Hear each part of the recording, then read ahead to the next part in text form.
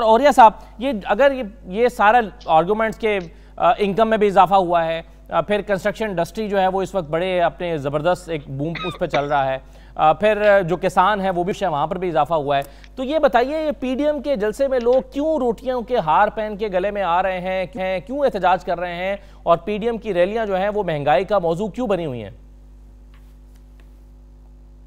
देखिए, पाकिस्तान की जो महंगाई है ना, उसका इंटरनेशनल लेवल पे कोई ताल्लुक नहीं है। पाकिस्तान की जरा सी फूड बास्केट जो है, ये कभी इकोनॉमिक उसमें जाके स्टडी करें तो पाकिस्तान का असल मसला ये है कि खेत से लेके मार्केट तक आने में कितना फर्क पड़ जाता है। जो 10 रुपए किलो टमाटर होता है ना, वो मार्केट तक आता है 30 रुपए हो जाता है।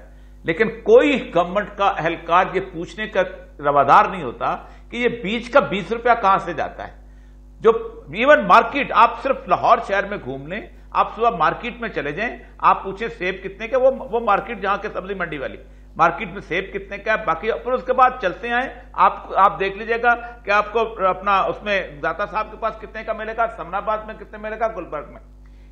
कोई मैकेनिज्म कहीं नहीं है मेंटेनेंस का। आप सिर्फ ये डिफरेंस निकाल लें, आपको पता चल जाएगा महंगाई कितनी। यानी आप कह रहे हैं कि गवर्नेंस का मसला है, हुकूमत का कंट्रोल नहीं है, प्राइस कंट्रोल कमेटियां काम नहीं कर रही, हुकूमत का कंट्रोल नहीं सिस्टम पे। टोटल मैं आपको एक सिंपल सा फार्मूला बताता हूं, आप एक अपना बंदा भेजें, हम तो सारी जिंदगी यही प्राइस कंट्रोल का काम किया है जिंदगी के अंदर। मसला समझिए कि आप उसको देखें, खेत से जो चीज उठती है वो खेत से लेकर यहां तक कम से कम 4 गुना महंगी कैसे हो जाती है। ये IMF आता है, इंटरनेशनल फोर्सेज आती है, नहीं आती। अच्छा, फिर इनका ताल्लुक क्या है बाकी सारी उनके साथ? आप क्या खाद उससे पहले जो अब तक जो प्रोड्यूस हुई है उससे क्या हुआ? एक तो ये है। दूसरा ये है कि पाकिस्तान का मामला पता क्या है, इमरान खान की हुकूमत की सारी ओरिएंटेशन जो है that is basically focus towards expatriates. यही वो आसान, रजा बाकर ने ऐसे नहीं बोला। इनको अंदाजा नहीं है कि दुनिया में सबसे बड़ा डायस्पोरा वो लेबनान का है। लेबनान की आबादी है 40 लाख और लेबनान के लोग जो है बाहर 1 करोड़ 20 लाख हैं। 20 अरब डॉलर भेजते हैं। सत्यानाश हो गया उस मुल्क का, तबाह बर्बाद है आज इस वक्त वो मुल्क। आपका इंडिजिनस जो 22 करोड़ यहां बैठा हुआ है ना, वो मुल्क संवारता है, वो मुल्क बनाता है। आप डॉलर्स नहीं खाया करते, आप प्रोड्यूस जो होती है उसको खाया करते हैं। आप ये फॉरेक्स रिजर्व नहीं खाया करते। आप मुझे उठ के आप दुनिया बांग्लादेश वाले कहते हैं हमारे फॉरेक्स रिजर्व बढ़ गए हैं। 1 करोड़ 25 लाख बंदा जो है उनका इंडिया में जाकर मुलाजमतें करता है 3000 रुपए की।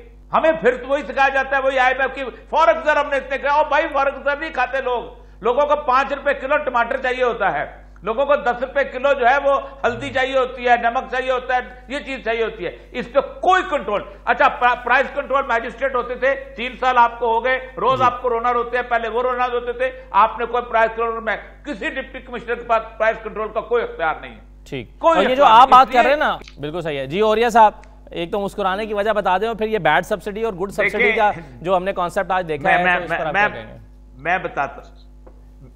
मैं बताता हूं। बेसिकली जिस वक्त आप डाटा के अंदर जिंदा रहते हैं तो यही होता है। हाँ। ये जितने लोगों की उन्होंने लिस्ट गिनी है ना, इन पर कभी महंगाई असर नहीं करती। चिंची वाला अपनी रेट बढ़ा लेता है, सब्जी वाला बढ़ा लेता है, मेसन बढ़ा लेता है, मजदूर बढ़ा लेता है। महंगाई करती है असर फिक्स इनकम ग्रुप पे। ये जो स्टेटिस्टिक आप बता रही है ना, ये हमेशा तब्दील होते हैं वक्त के साथ। ये कभी नहीं हुआ कि महंगाई बढ़े तो मेसन कहेगी जी आज मैं 400 रुपए भी काम करूंगा। ये महंगाई की वजह से उसकी कीमत बढ़ी है, उसका वक्त, उसकी रेट बढ़ा है। आपकी हुकूमत का कोई कमाल नहीं। पहली बात तो ये याद रखिए।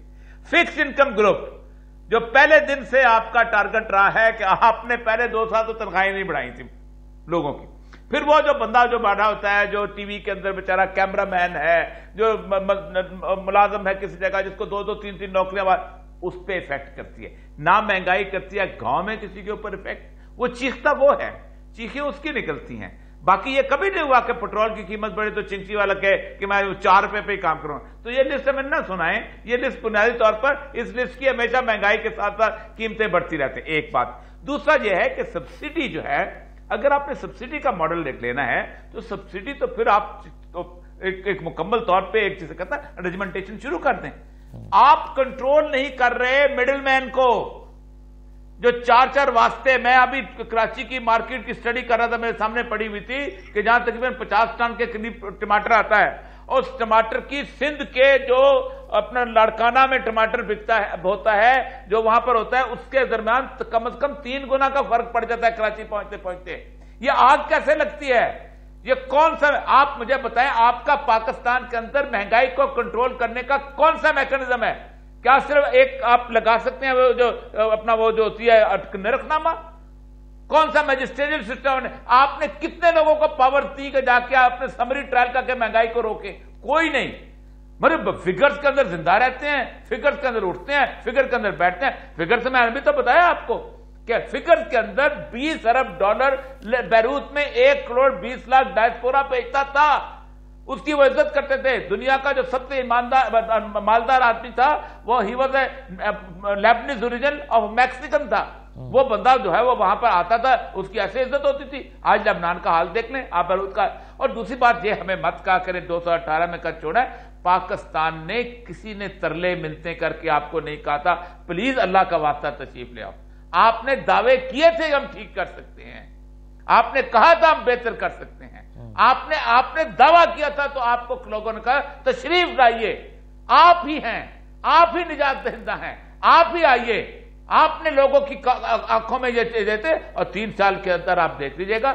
मुझे भी मेरी उम्र आज 65 साल हो चुकी है, मैंने इतना रैपिड डिक्लाइन जो है बहुत कम लोगों के अंदर देखा है। उसकी वजह यह है कि बाकी लोग ख्वाब नहीं इतने दिखाते थे जितने ख्वाब आपने दिखाए थे, और उस ख्वाब की एक ताबीर, यानी आप मुझे समझ नहीं आती। जब आप इंडेक्स करते हैं, आप करते हैं कोरिया में कि जहां एक सब्जी की एक चीज नहीं पैदा होती, ठीक है। अब कोरिया वाला फिलीपीन से करे जहां सब्जियां होती हैं, जहां पे उनका फूड बास्केट, हर मुल्क की महंगाई का फिनोमेना अलग है।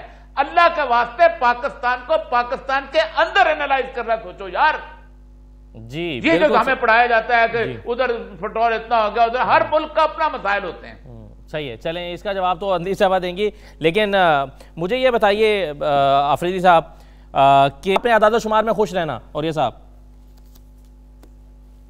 देखिए बहुत ज्यादा खतरनाक है, और मैंने प्लानिंग के दौरान ये चीजें देखी हैं, और होता यह है कि ये रियलिटी कॉन्ट देखिए, आप लोगों को इलेक्ट क्यों करते हैं कि वो फील ऑफ द पीपल जो है वो प्राइम मिनिस्टर को बताएं या जगह पे बताएं। वो आदाद-ओ-शुमार से दूर हो जाते हैं। आदाद-ओ-शुमार तो ये है, अब देखें ना पर कैपिटा इनकम क्या है कि आपकी तनख्वाह 10 लाख है, मेरी तनख्वाह 5000 है, हम दोनों की तनख्वाह एवरेज है वो 9 लाख जो है वो को 3500 रुपये बनती। ये है आदाद-ओ-शुमार, और ऐसे ही चलता रहता है। आप आदाद-ओ-शुमार मैनेज किए जाते हैं। मैं आपको एक छोटा सा वाकया, टाइम आपको बहुत कम है।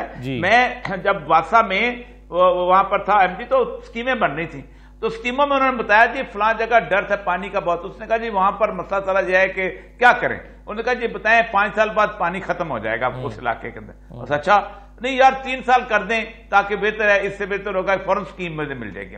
इस तरह तो पाकिस्तान के अंदर, और जो हमारा जिस तरह का आदाद-ओ-शुमार है, मैं पूरी जिंदगी रिसर्च पढ़ाई है, जिस तरह की डाटा कलेक्शन है हमारे मुल्क के अंदर, ग्राउंड पर डाटा परसेप्शन जो है वो उसको खिलवाड़ होता है जी, जिसको हम कहते हैं अवाम की नब्ज पर हाथ रखना, परसेप्शन इस वक्त अवाम में क्या है वो बड़ा इंपॉर्टेंट है।